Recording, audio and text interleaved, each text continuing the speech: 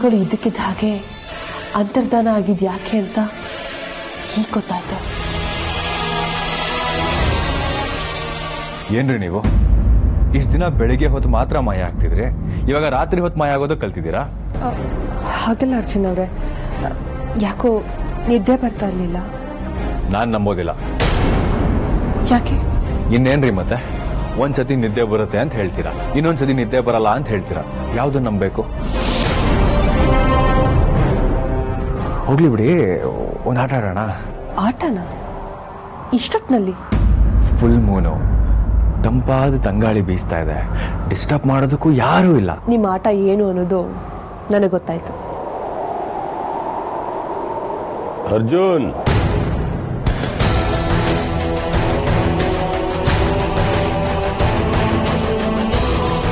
ನೀವಿಬ್ರು ಇಲ್ಲೇನ್ ಮಾಡ್ತಾ ಇದ್ದೀರಾ? ಏನಿಲ್ಲ ಬಾಬಾ, ಹಾಗೆ ಸುಮ್ಮನೆ. ಇಷ್ಟೊತ್ತಿಗೆ ಎದ್ದಿರೋದೇ ತಪ್ಪು, ಅದರಲ್ಲೂ ಹೊರಗೆ ಬಂದಿರೋದು ಇನ್ನೂ ದೊಡ್ಡ ತಪ್ಪು. ಹೋಗಿ ಮಲ್ಕೊಳ್ಳಿ. ಸರಿ ಬಾಬಾ.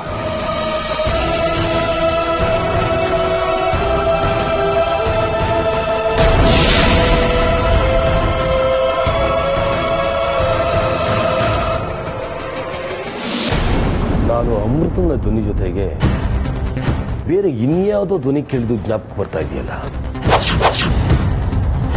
ಆದ್ರೆ ಅದು ಅರ್ಜುನ್ ಧ್ವನಿ ಅಲ್ಲ. ಇನ್ಯಾವ್ದದು? ನನ್ನ ಕಿವಿಗೆ ನಾಗಗಳ ಧ್ವನಿ ಸ್ಪಷ್ಟವಾಗಿ ಕೇಳಿಸುತ್ತೆ. ಆ ನಾಗ ಅಮೃತನೇನಾ, ಅಥವಾ ಅಮೃತ ಧ್ವನಿಯನ್ನ ಬೇರೆ ನಾಗ ಯಾವ್ದಾದ್ರು ಅನುಕರಣೆ ಮಾಡಿರ್ಬೋದಾ?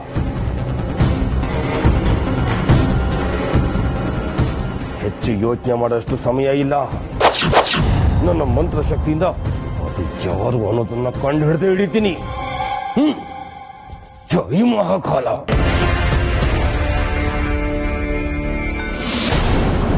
ಅವಳು ಅಮೃತನ ಅಥವಾ ನಾಗಿನೇನ?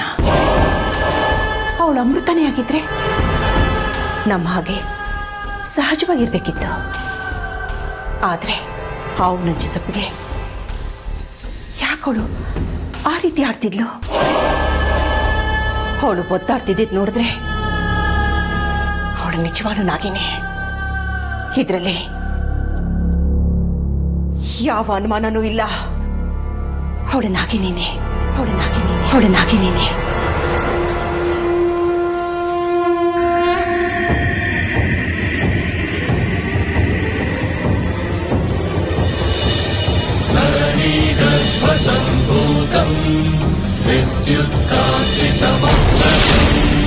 ಕುಮಾರಶಕ್ತಿ ಹಸ್ತಂ ತ್ವಂ ಮಂಗಳಂ ಪ್ರಣಮಾಮ್ಯಹಂ. ಸಪ್ಪ ಮಗರಿ ಸದಾಪ ಮಗರಿ ಸಪ್ಪ ಮಗರಿ ಸಾನಿ. ಏನಿದು ಬೆಳಕು? ಈ ಬೆಳಕು ನನಗೆ ತೀರಾ ಪರಿಚಿತ. ಇದು ನಾಗಮಣಿನ ಜಪಿಸುವಾಗ, ಪೂಜೆ ಮಾಡುವಾಗ ಹೊರಹೊಮ್ಮುವಂತ ಬೆಳಕು. ಅಂದ್ರೆ ಆ ಭೈರವ ನಾಗಮಣಿಗೆ ಪೂಜೆ ಮಾಡ್ತಾ ಇದ್ದಾನೆ.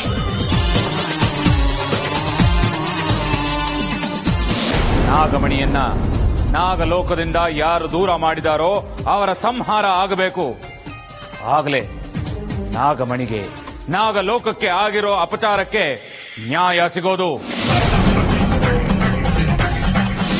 ಇದನ್ನೆಲ್ಲ ಮಾಡೋದಕ್ಕೆ ನಿನ್ನ ಹತ್ರ ಹೆಚ್ಚು ಸಮಯ ಇಲ್ಲ ಅಮೃತ. ಮುಂದಿನ ನಾಗಷಷ್ಠಿಯ ಒಳಗೆ ನೀನು ನಿನ್ನ ಗುರಿಯನ್ನ ಮುಟ್ಟಿ ನಾಗಮಣಿಯೊಂದಿಗೆ ನಾಗಲೋಕವನ್ನ ಸೇರಿಕೊಳ್ಳಬೇಕು. ಇಲ್ಲದೇ ಇದ್ರೆ ನೀನು ನಾಗಲೋಕವನ್ನ ಪ್ರವೇಶಿಸೋದು ತುಂಬಾ ಕಷ್ಟ ಆಗಿ ಹೋಗುತ್ತೆ. ನೆನಪಿನಲ್ಲಿಟ್ಕೋ. ಮುಂದಿನ ನಾಗಷಷ್ಠಿ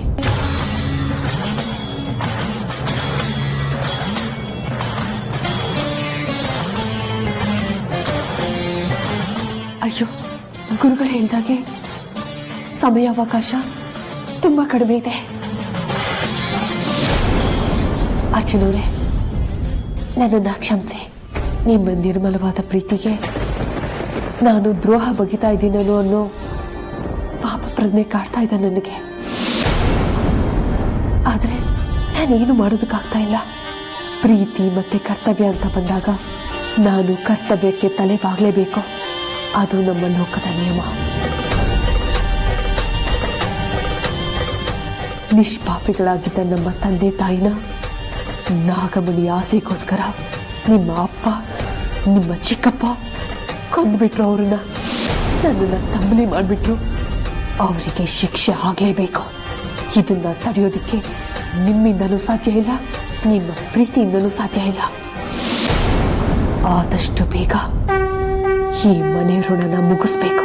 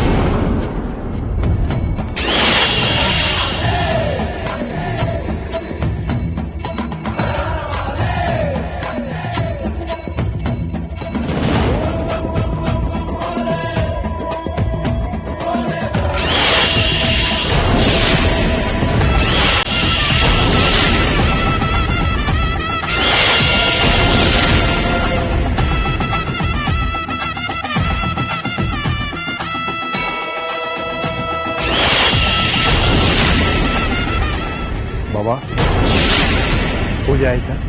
ಆಯ್ತು ವಿಷ್ಣು. ಬಾಬಾ ಯಾಕೆ ಇಷ್ಟೊಂದು ಸುಸ್ತಾಗಿದ್ದೀರಾ ನೀವು? ನಿಯಮ ನಿಷ್ಠೆಯಿಂದ ನಾಗಮಣಿಯ ಪೂಜೆ ಮಾಡಿದ್ರೆ ಹೀಗಾಗುತ್ತೆ ವಿಷ್ಣು. ಪೂಜೆ ಮಾಡುವಾಗ ನಮ್ಮ ಶಕ್ತಿ ಎಲ್ಲ ನಾಗಮಣಿಯ ವಶವಾಗುತ್ತೆ. ನಾಗಮಣಿಯ ದಿವ್ಯ ಶಕ್ತಿಯ ಮುಂದೆ ಸಾಧಕನಿಗಿರುವ ಶಕ್ತಿ ಏನೇನೂ ಅಲ್ಲ. ಅಂದ್ರೆ ಸೂರ್ಯನ ಮುಂದೆ ಪುಟ್ಟ ಹಣತೆಯ ಶಕ್ತಿ ಎಷ್ಟಿರುತ್ತೋ ಅದಕ್ಕಿಂತ ಅಣುವಿನಷ್ಟು ಈ ನಾಗಮಣಿಯ ಮುಂದೆ. ಓ, ಈ ವಿಷಯ ನನಗೆ ಗೊತ್ತೇ ಇರಲಿಲ್ಲ. ಒಂದು ದಿವ್ಯವಾದ ವಸ್ತುವನ್ನ ನಮ್ಮ ವಶದಲ್ಲಿ ಇಟ್ಕೊಳ್ಳೋಕೆ ಮುಂಚೆ ಅದಕ್ಕೆ ಸಂಬಂಧಪಟ್ಟ ಹಾಗೆ ಎಲ್ಲಾ ವಿಷಯನ ತಿಳ್ಕೊಂಡಿರ್ಬೇಕು ವಿಷ್ಣು. ಹೌದು ಬಾಬಾ. ನಾಗಮಣಿಯಿಂದ ಆ ನಾಗಿಣಿ ಎಲ್ಲಿದ್ದಾಳೆ ಅನ್ನೋದನ್ನ ನಾನು ಪತ್ತೆ ಹಚ್ಚೋ ಸಲುವಾಗಿ ಕಠಿಣವಾದ ಪೂಜೆ ಮಾಡಿದೆ. ಅದಕ್ಕೆ ನನಗೆ ಸ್ವಲ್ಪ ನಿತ್ರಾಣವಾಗಿದೆ. ಬಾಬಾ, ಹಾಗಾದ್ರೆ ಅವಳು ಯಾರು, ಎಲ್ಲಿದ್ದಾಳೆ, ಹೇಗಿದ್ದಾಳೆ ಅಂತ ಗೊತ್ತಾಯ್ತಾ ನಿಮಗೆ? ಗೊತ್ತಾಗ ಕಾಲ ಅತಿ ಸಮೀಪದಲ್ಲಿದೆ ವಿಷ್ಣು.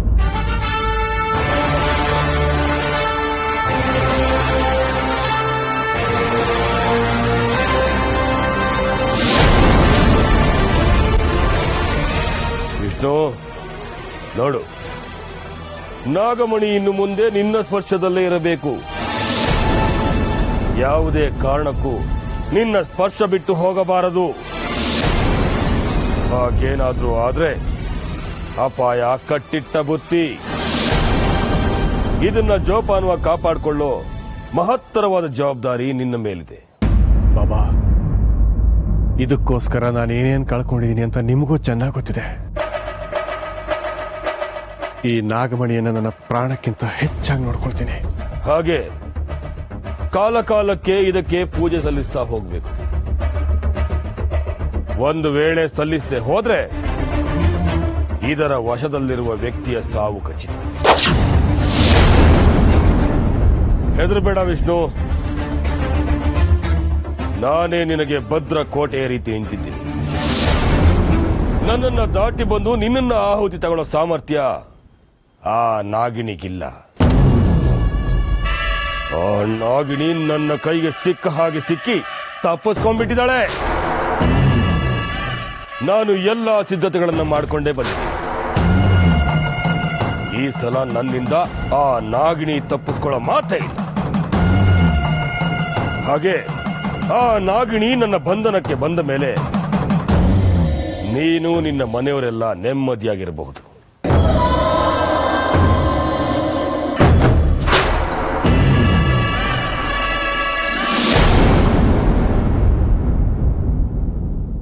ಅರ್ಚನವ್ರೆ, ಏನು ಎಲ್ಲೋ ಹೊರಟಿರೋ ಆಗಿದೆ? ಯಾಕರ್ತೀನವ್ರೆ ಬೇಜಾರು ಮಾಡ್ಕೊಂಡಿದ್ದೀರಾ? ನನಗೆ ಹೊರಗೆ ಹೋಗೋದಕ್ಕೆ ಇಷ್ಟ ಇಲ್ಲ. ಹೋಗೋದಕ್ಕೆ ಇಷ್ಟ ಇಲ್ಲ ಅಂದರೆ ಬೇಡ ಬಿಡಿ. ಅದಕ್ಕೆ ಯಾಕೆ ಬೇಜಾರು ಮಾಡ್ಕೊಂಡಿದ್ದೀರಾ?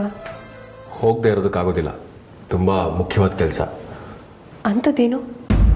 ಅಪ್ಪ ಯಾವುದೋ ಹೊಸ ಪ್ರಾಜೆಕ್ಟ್ ಮೇಲೆ ಹೊರಗೆ ಹೋಗ್ತಾ ಇದ್ದಾರೆ. ಅವ್ರ ಬದಲು ನಾನು ಆಫೀಸ್ಗೆ ಹೋಗ್ತಾ ಇದ್ದೀನಿ. ಯಾವತ್ತೂ ಬರ್ದಿರೋ ಆಡಿಟ್ರು ಇವತ್ತೇ ಬರ್ತಾ ಇದ್ದಾನಂತೆ.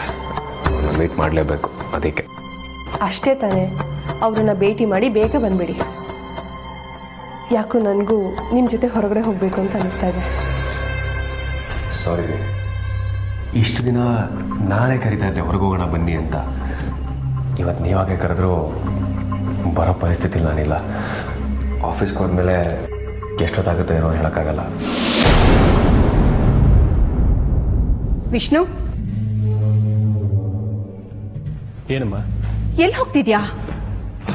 ಅಮ್ಮ, ಯಾರಾದರೂ ಎಲ್ಲರೂ ಹೊರಗಡೆ ಹೋಗುವಾಗ ಎಲ್ಲಿಗೆ ಅಂತ ಕೇಳಬಾರ್ದು ಅಂತ ಹೇಳಿ ಈಗ ನೀವೇ ಕೇಳ್ತಿದ್ದೀರಲ್ಲ ಎಲ್ಲಿಗೆ ಅಂತೇಳಿ.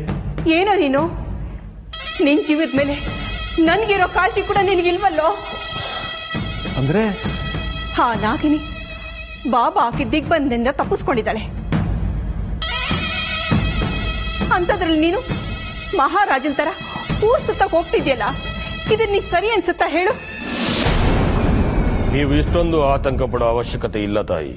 ನೀವೇನೋ ಸುಲಭವಾಗಿ ಹೇಳ್ಬಿಡ್ತೀರಾ, ಆದ್ರೆ ನನ್ನ ಮನಸ್ಸಲ್ಲಿರೋ ಆತಂಕ ನನಗ್ ಮಾತ್ರ ಗೊತ್ತು.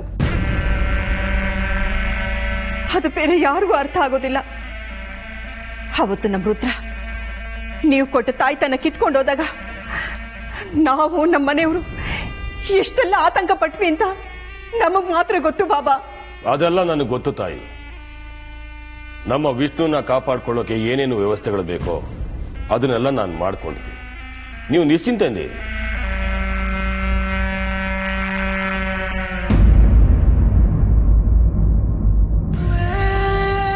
ನೋಡಿ, ನೀವು ಹೇಗೆ ನನ್ನನ್ನು ಬೇಸರದಲ್ಲಿ ದುಃಖದಲ್ಲಿರೋದನ್ನು ನೋಡೋದಕ್ಕೆ ಇಷ್ಟಪಡಲ್ವೋ ಹಾಗೆ ನನಗೂ ನಿಮ್ಮನ್ನು ದುಃಖದಲ್ಲಿರೋದನ್ನು ನೋಡೋದಕ್ಕೆ ಇಷ್ಟ ಇಲ್ಲ. ನನಗೋಸ್ಕರನಾದರೂ ನಗ್ನಂತ ಹೋಗ್ಬಿಟ್ಟು ಬನ್ನಿ.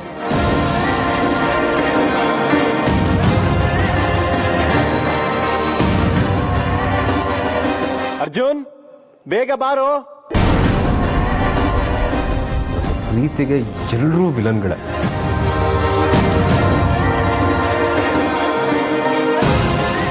ಇಷ್ಟಕ್ಕೆ ಮುಗೀತು ಅಂತ ಅನ್ಕೋಬೇಡಿ. ಸಂಜೆ ಬಡ್ಡಿ ಸಮೇತ ವಸೂಲಿ ಮಾಡ್ತೀನಿ. ಸರಿ ಸರಿ, ಬೇಗ ಬನ್ನಿ. ಬಡ್ಡಿ ಸಮೇತ ಕೊಡೋದಕ್ಕೆ ನಾನು ಕಾಯ್ತಾ ಇರ್ತೀನಿ. ಈ ನಗು ಸಾಕ್ರಿ ಇವತ್ತು ಪೂರ್ತಿ ಹ್ಯಾಪಿಯಾಗಿರೋದಕ್ಕೆ.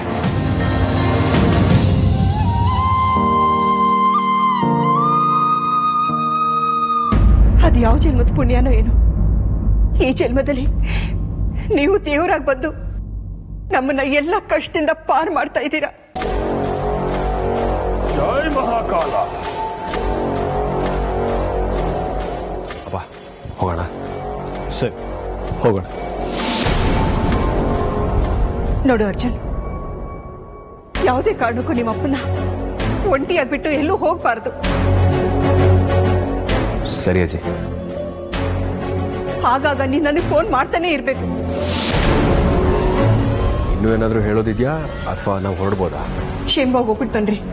ಹುಷಾರು ಕಳ್ರೋ. ಸರಿ ಬಾಬಾ. ಹೋಗಿ ಬನ್ನಿ. ಹುಷಾರು ಕಂಡ್ರೋ.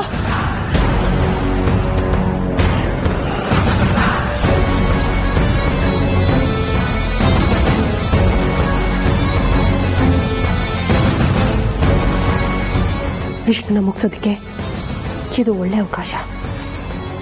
ಈ ಹಿಂದೆ ಮಾಡಿದಾಗೆ ಈ ಸರಿ ನಾನು ಆ ತಪ್ಪನ್ನು ಮಾಡಬಾರ್ದು. ಇಂಥ ಅವಕಾಶನ ಕಳ್ಕೊಂಡ್ರೆ ಮತ್ತೆ ನನಗೆ ಸಿಗೋದಿಲ್ಲ. ಹೌದು,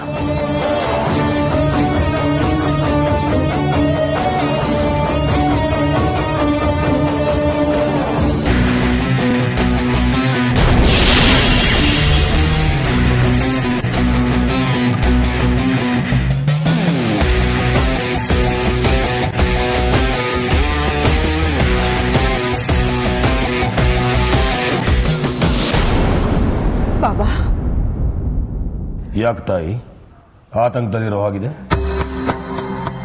ಹೌದು ಬಾಬಾ, ವಿಷ್ಣು ಮನೆಯಿಂದ ಹೊರಗಡೆ ಹೋಗಿದ್ದಾನೆ. ಆ ನಾಗಿನಿ ಸ್ವತಂತ್ರವಾಗಿ ತಿರುಗಾಡ್ಕೊಂಡಿದ್ದಾಳೆ.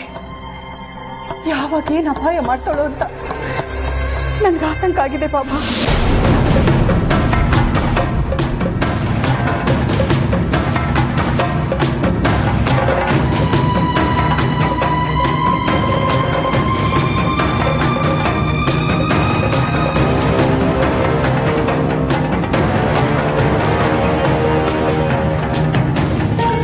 ದಿನ ಪ್ರತಿ ಕ್ಷಣ ಏನಾಗುತ್ತೋ ಅನ್ನೋ ಆತಂಕದಲ್ಲಿ ಇದ್ದು ನನಗಂತೂ ಸಾಕಾಗೋಗಿದೆ ಬಾಬಾ. ಬಂದಿದ್ದ ಪಾಪ ಬರ್ಲಿ, ಆ ನಾಗಿನಿನ ಮುಗಿಸಿ ದಯವಿಟ್ಟು ಕೈ ತೊಳ್ಕೊಳ್ಳಿ ಬಾಬಾ. ನಿಮಗಿಂತ ಆಕ್ರೋಶ ನಾಗಿಣಿ ಮೇಲೆ ನನಗಿದೆ ತಾಯಿ. ನಾನು ಹೂಡೋ ಪ್ರತಿ ಸಂಚಿನಲ್ಲೂ ಅವಳು ತಪ್ಪಿಸ್ಕೋತಾ ಇದ್ದಾಳೆ. ಇದರಿಂದ ನನಗೆ ಗೊತ್ತಾಗ್ತಾ ಇದೆ, ಅವಳಿಗೆ ಸಾಯುವ ಸಮಯ ಇನ್ನೂ ಬಂದಿಲ್ಲ. ಸಮಯ ಬಂದಿಲ್ಲ ಅಂತ ನಾವು ಕಾಯ್ತಾ ಕೂತಿದ್ರೆ ಆಗೋದಿಲ್ಲ ಬಾಬಾ. ನಾನು ಸುಮ್ಮನೆ ಕಾಯ್ಕೊಂಡು ಕೂತ್ಕೊಂಡಿದ್ದೀನಿ ಅಂತ ನೀವು ಅನ್ಕೋಬೇಕು. ನಾನು ನನ್ನ ಶಕ್ತಿ ಮೀರಿ ಆ ನಾಗಿನ ಮುಗಿಸೋದಕ್ಕೆ ಪ್ರಯತ್ನ ಮಾಡ್ತಾ ಇದ್ದೀನಿ. ಈ ಹೋರಾಟದಲ್ಲಿ ಆ ನಾಗಿಣಿಯ ಸಾವು ಕಟ್ಟಿಟ್ಟ ಬುತ್ತಿ.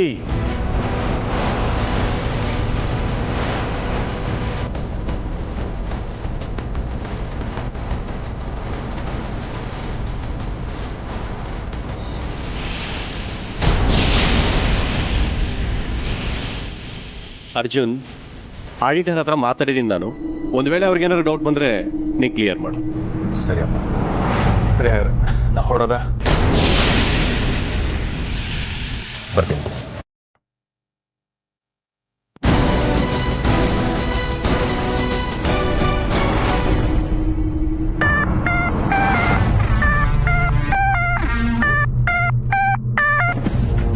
Hello, good morning uncle. Good morning Arjun. ನಾನೇ ನಿನಗೆ ಫೋನ್ ಮಾಡೋಣ ಅಂತಿದ್ದೆ. ಯಾಕೆ ಅಂಕಲ್? ಇವತ್ತು ನಾನು ಆಫೀಸಿಗೆ ಬರ್ತಾ ಇಲ್ಲ. ಓ ಹೌದಾ ಅಂಕಲ್? ಅರ್ಜೆಂಟ್ ಮೀಟಿಂಗ್ ಇತ್ತು, ಮುಂದಿನ ವಾರ ಬರ್ತೀನಿ. ಸರಿ ಅಂಕಲ್. ಅಮೃತ ಅವ್ರ ವಿಷಯದಲ್ಲಿ ಏನೇ ಅನ್ಕೊಂಡ್ರು ಅದೆಲ್ಲ ಆಗ್ಬಿಡುತ್ತೆ. ಇವತ್ತು ಲಂಚು ಅಮೃತ ಅವ್ರ ಜೊತೆ ಹೊರಗಡೆ ಇಲ್ಲ.